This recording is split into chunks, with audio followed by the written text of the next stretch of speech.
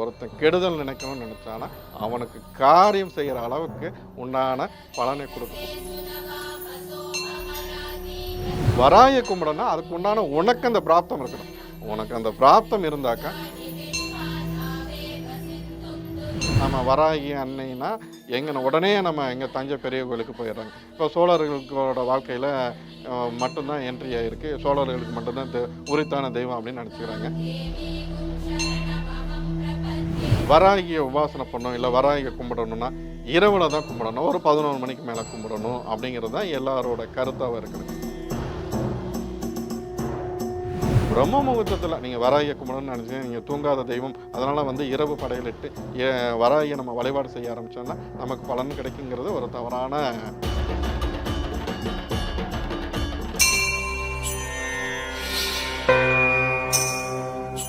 பிரவோக் பக்தி நேயர்களுக்கு வணக்கம்.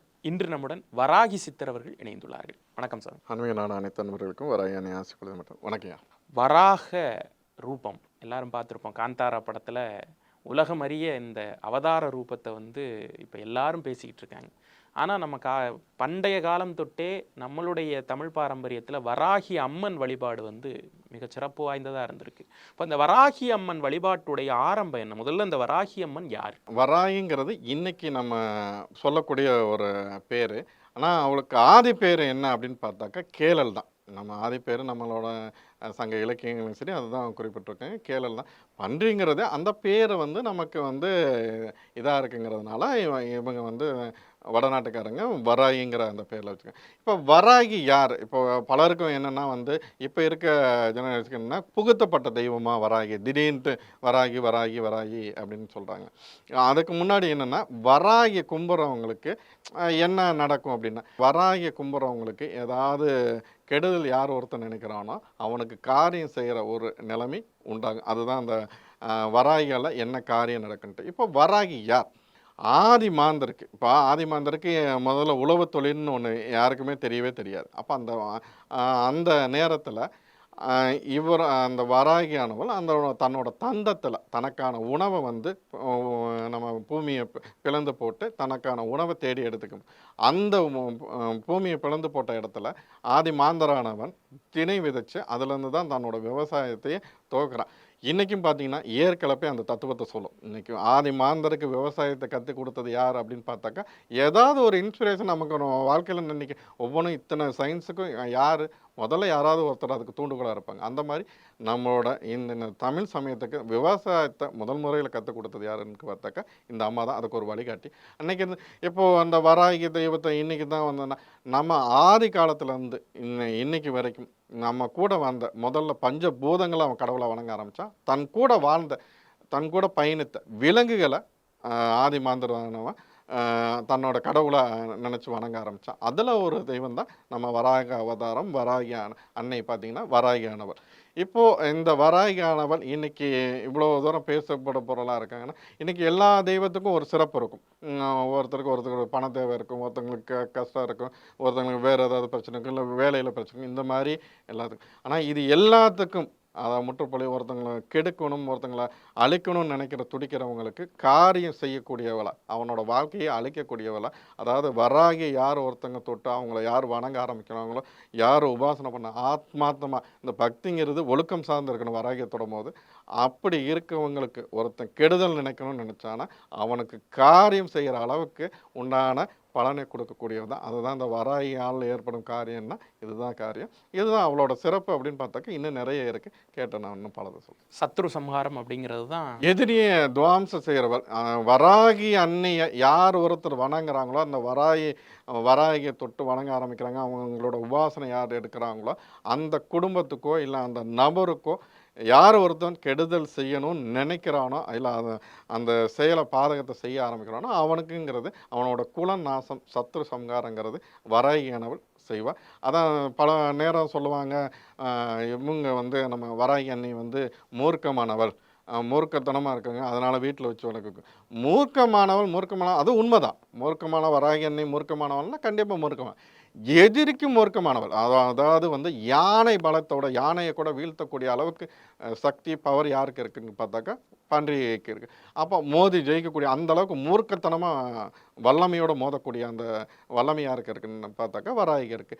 அந்த அளவுக்கு அதை தான் நான் பலமுறை நான் சொல்றது. வராகி உண்மையோட ஒழுக்கத்தோட யார் ஒருத்தர் ஆத்மார்த்தமா வணங்க ஆரம்பிக்கிறாங்களோ அந்த பக்தனுக்கோ இல்லை அந்த உபாசகனுக்கோ அந்த குடும்பத்துக்கோ தொல்லை கொடுக்கணும்னு நினைக்கிறவன் இல்லாமல் போயிடுவா. சத்ரு சம்ஹாரம் செஞ்சிருவா. அதுதான் அதோட தாக்கம். இப்போ உக்கிர தெய்வம் அப்படிங்கிறப்ப உக்கிர தெய்வத்தை வந்து உருவச்சிலையாக நம்ம வந்து வீட்டில் வைத்து வழிபடலாமா அப்படிங்கிற ஒரு கேள்வி இருக்குது. அது வராகி சாமி மட்டும் இல்லை, காளிக்கு, பிரத்யங்கரா தேவிக்குன்னு எல்லாருக்குமே இந்த கேள்வி பொதுவான கேள்வி. அப்போது அதுக்கு உங்களுடைய பதில் என்ன சுவாமி?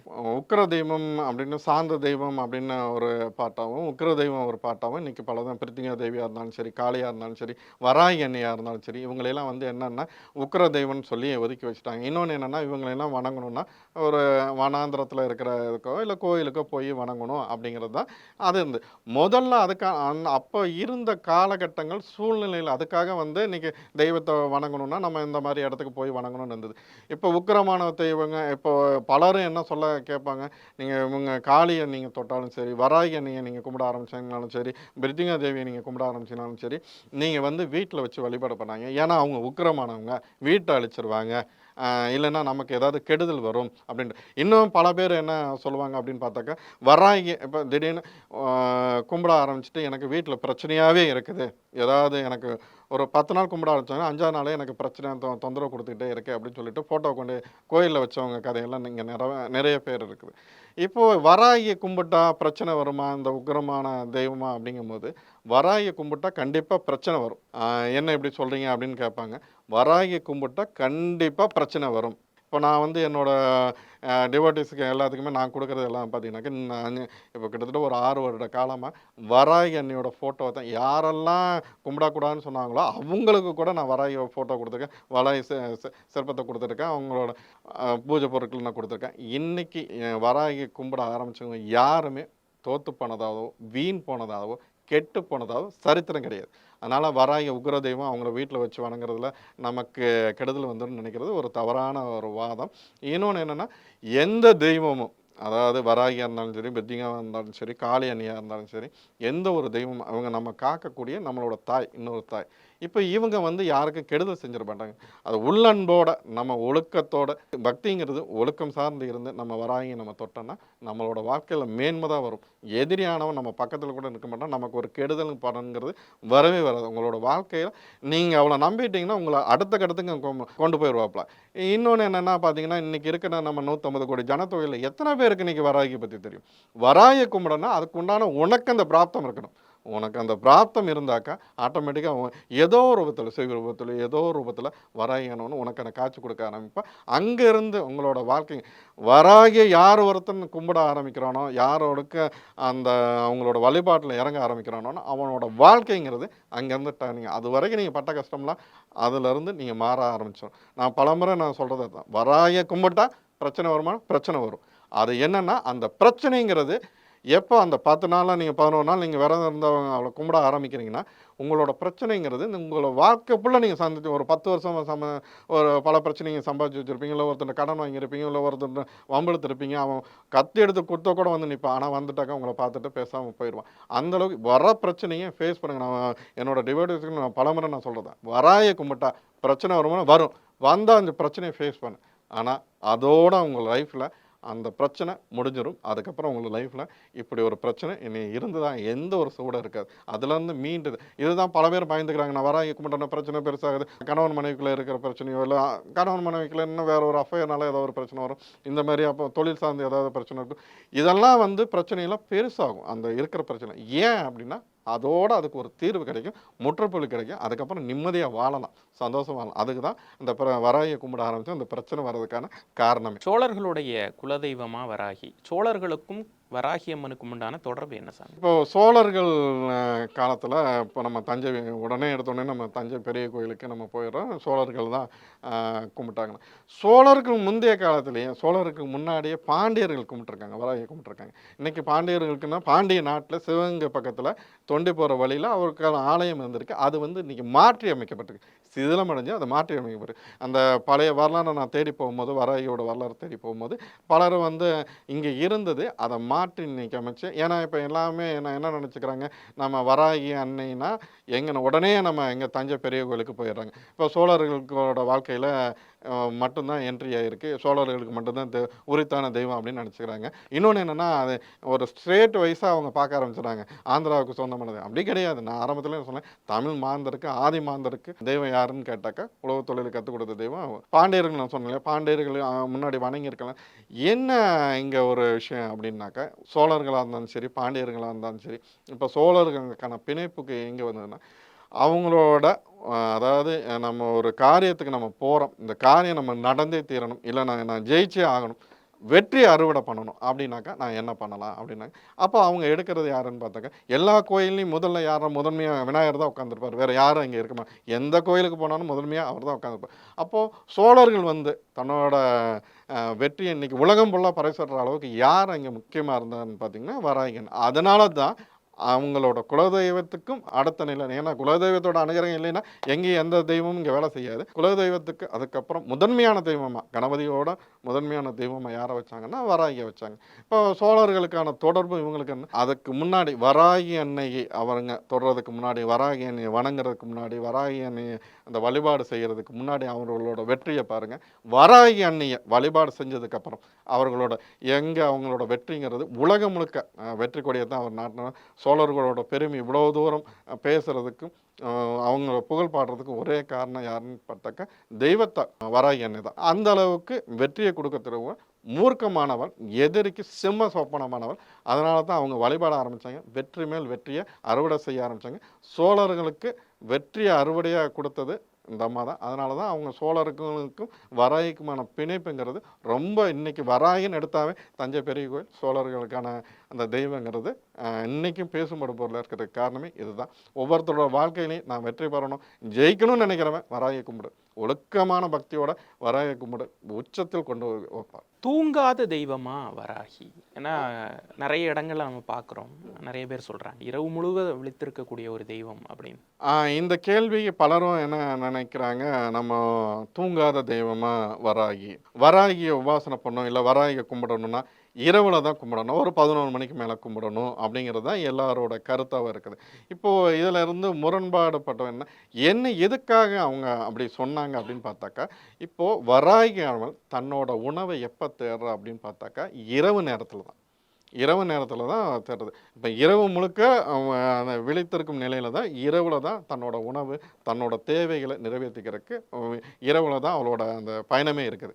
அதனால் இவங்க என்ன நினைக்கிறாங்க, எல்லாரும் வந்து இரவில் நம்ம வழிபாடு பண்ணுறது வராகி அன்னைக்கு சிறப்பாக இருக்கும், நம்ம இரவில் தான் சாமி கும்பிடணும் அப்படின்னு நினச்சிருக்கேன். அது நமக்கு தேவையே இல்லை. தெய்வத்தை நீங்கள் எப்போ கூப்பிட்டாலும் உங்கள் முன்னாடி வந்து நிற்கணும். நம்மளோட வழிபாடு, நம்மளோட நோக்கம், நம்மளோட எண்ணம் சிறப்பாக இருந்தால் ஆத்மாத்மா தெய்வத்தை கும்பிட்டோன்னா எந்த சூழ்நிலையும் எங்கே கூப்பிட்டாலும் அந்த தெய்வங்காரர் தான் வந்து நிற்கணும். இப்போ நான் இங்கே எனக்கு ஒரு பிரச்சனை இல்லை, எனக்கு ஒரு தேவை அப்படின்னு நான் கேட்டாக்கா, அம்மா நான் கூப்பிட்டேன்னா அடுத்த நிமிஷம் அந்த பிரச்சனைக்கு களையிறதுக்கு எல்லாம் அந்த சம்மந்தப்பட்டவனுக்கு வந்து உதவியாக நிற்கிறதுக்கு அம்மா ஏதோ ஒரு ரூபத்தில் வந்து நிற்பான். அதுதான் இப்போ இந்த நேரத்தில் தான் வழிபாடு பண்ணணும், இல்லை இந்த சமயத்தில் தான் வழிபாடு பண்ணணுங்கிறது. பிரம்ம முகூர்த்தத்தில் யார் ஒருத்தன் நீங்கள் வழிபாடு பண்ணணும்னா பிரம்ம முகூர்த்தம். இன்னைக்கு நம்ம காலையில் எழுந்திரிச்சு ஒரு சாமானியிலேருந்து கோடீஸ்வரன் வரைக்கும் அவனோட தேவைக்காக, அவனோட அன்றாட வாழ்க்கைக்காக ஓட ஆரம்பிச்சிட்டான். அப்போது காலையில் எழுந்திரிச்சு அவன் ஓட ஆரம்பித்தானா வரும்போதே அவன் சோர்ந்து முடியாத ஒரு கண்டிஷனில் தான் வீட்டுக்கு வருவான். அந்த நேரத்தில் போய் நீ ஒரு 11 மணிக்கு விளக்கு போட்டு நீ சாமி கும்பிடுனா இது நடைமுறையில் சாத்தியம் கிடையாது. எல்லாரும் ஒரு மனநிலையில் இருக்க போகிறதில்ல, எல்லாரோட சூழ்நிலையும் ஒரு போகிறதில் இருக்க போகிறோம். அதனால் நான் என்ன சொல்லுவேன்னா, பிரம்ம முகூர்த்தத்தில் நீங்கள் வராகியை கும்பிடணும்னு நினச்சிங்க, நீங்கள் தூங்காத தெய்வம், அதனால் வந்து இரவு படையலிட்டு வராகியை நம்ம வழிபாடு செய்ய ஆரம்பித்தோன்னா நமக்கு பலன் கிடைக்குங்கிறது ஒரு தவறான வாதம். ஆடி மாதம் வந்தாலே ஆத்தாவிற்கு கூழ் படைக்கிறது அப்படிங்கிறது, கூழ் வார்த்தல் அப்படிங்கிற நிகழ்வு வந்து ரொம்ப விசேஷம். ஆத்தாவுக்கு வந்து ரொம்ப பிடித்தமான ஒரு உணவு அப்படின்னு சொல்லுவாங்க. அதே மாதிரி வராகி அம்மனுக்கு ரொம்ப பிடித்தமான படையல் அப்படின்னு இருக்கா?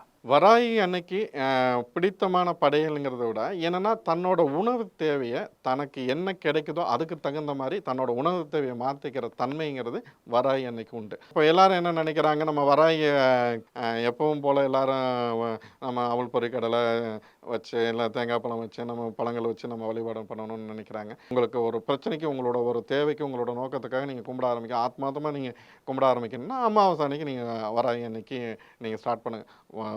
அமாவாசை அன்னைக்கு அவ்வளோ வழிபாட ஆரம்பிக்கும். அப்போ சரி ஓகே, வராகி நான் இப்போ இந்த வராகி வழிபாட்டையே அதை நம்ம தெளிவாகவே நான் சொல்லிடுறேன். நான் வராகி வழிபாட்டுக்கு நம்ம எண்ணெய் யூஸ் பண்ணுறதுல நீங்கள் பலருக்கு பல குழப்படிகள் இருக்குது. சுத்தமான தேங்காய் எண்ணெய், செக்கில் ஆட்டின எண்ணெய். இன்றைக்கி இருக்கிற எண்ணெய்களில் பலமும் கலப்படமாக இருக்குது. நீங்கள் ஒரு விஷயத்தை நினச்சி நீங்கள் ஒன்று செய்ய போக அது எதிர்மறையாக ஒரு விஷயத்தை கொடுத்ததுன்னா அதனால் ஆகாது. அதனால் என்ன பண்ணுறீங்க அப்படின்னாக்கா, சுத்தமான தேங்காய் எண்ணெய், செக்கில் ஆட்டின எண்ணெய் வாங்கிக்கிங்க. வராகியோட ஃபோட்டோவுக்கு நீங்கள் அந்த வழிபாடுங்கிற அந்த ஒரு விஷயத்துக்குலாம் நான் வந்துடுறேன் என்ன பண்ணலாம் அப்படின்னு. பிரம்ம முகூர்த்தத்தில் எழுந்திரிச்சு வராகிக்கு விளக்கேற்றி, அதாவது சுத்தமான தேங்காய் எண்ணெயில் விளக்கேற்றி அவளுக்கான படையல் பார்த்தீங்கன்னா, நான் பலமுறை நான் குறிப்பிட்றது என்ன அப்படின்னா, ஆத்மாத்மா ஒரு குவளை நீர் வச்சு நீங்கள் வணங்குனீங்கன்னா போதும். உங்களோட அன்புக்கு அடிமை. அந்த அம்மா வந்து உங்களோட அன்புக்கு அடிமையாயிருவா. நம்ம படையல் வச்சு என்னோட ஆத்ம திருப்திக்காக நான் அம்மாவுக்கு நான் இதை வைக்கணும், நான் இப்படி சிறப்பான படையல் போடணும் அப்படின்னு வச்சு ஒரு தலைவாழையில் மக்காச்சோளத்தை வைங்க. மக்காச்சோளம் வச்சு நீங்கள் வழிபாடு பண்ணுங்கள். அது போக என்னென்னா, நீங்கள் ஒரு நாட்டுக்கோழி முட்டையை கூட நீங்கள் வச்சு வழிபாடு பண்ணலாம். அசைவ தெய்வமா அப்படின்னு பார்ப்பாங்க. நீங்கள் முட்டையை வச்சு நீங்கள் வழிபாடு பண்ணி பாருங்கள். அமாவாசையிலேருந்து அடுத்து பௌர்ணமிக்குள்ள என்னென்ன மாற்றம் வருது, உங்களை என்னென்ன தேடி வருதுன்னு நீங்கள் பாருங்கள். இதை நீங்கள் செய்யுங்க. சிலருக்கு என்னென்னா, ஏதோ முட்டை வைக்கிறதா அப்படின்னு ஒரு முட்டையை வைங்க. இது கூட இன்னும் சுபிட்சமாக இருக்கணும். என்னோட தேவை நிறைவேறணும், என்னோட தேவையை நினச்சி நீங்கள் வேலை செய்ய வேண்டாம். ஆத்மார்த்தமாக நீங்கள் சரணாகதி ஆயிருங்க. அம்மாவோட காலடியில் சரணாகதி ஆயிருங்க. ஒரு பாட்டில் தேன், சுத்தமான கொம்பு தேன் கிடச்சதுன்னு நீங்கள் வச்சுட்டு நீங்கள் தூவ தீபம் காட்டி தேங்காய் பழம் உடைச்சி நீங்கள் அன்னைக்கு முதல் நாள் மட்டும் இதை இது பண்ணுங்கள். மக்காச்சோளம்னா கோஸு இது சம்மந்தம் மக்காச்சோளத்தை நீங்கள் வச்சு நீங்கள் ஸ்டார்ட் பண்ணுங்கள். உங்களோட விரதத்தை நீங்கள் ஸ்டார்ட் பண்ணுங்கள். நீங்கள் மற்ற எதுவும் நம்ம பெருசாக நீங்கள் தேவையில்லை. உதிரி மக்காச்சோளத்தை வச்சுட்டு ஒரு பாட்டில் தேனை வச்சுட்டு தேங்காய் பழம் தூபதீபம் காட்டி நீங்கள் வழிபாடு உங்களோட அமாவாசை அன்னைக்கு நீங்கள் சிறப்பாக. இன்னொன்று, அமாவாசையில் நான் காலையில் ஸ்டார்ட் பண்ணணுமா அப்படின்னு பலருக்கு இதாக இருக்கும். எப்போவுமே அமாவாசையாக இருந்தாலும் சரி, பௌர்ணமியாக இருந்தது இரவு தான். இங்கே இன்னொன்று என்னென்னா, அமாவாசையும் பௌர்ணமியும் இங்கே ஒன்று இருக்கான்னா அமாவாசை பௌர்ணமிங்கிறது இங்கே கிடையாது. அதை வந்து அதை ஒரு திதி அன்னைக்கு அந்த கிழமை அன்னைக்கு ஒரு சில மாற்றங்கள் இந்த புவி ஈர்ப்பு விசையினாலையும் சந்திரன் ஈர்ப்பு விசையினாலையும் இங்கே நடைபெறும். அதை தான் வந்து நம்ம இங்கே அமாவாசை பௌர்ணமியை கொண்டாடுறோம்.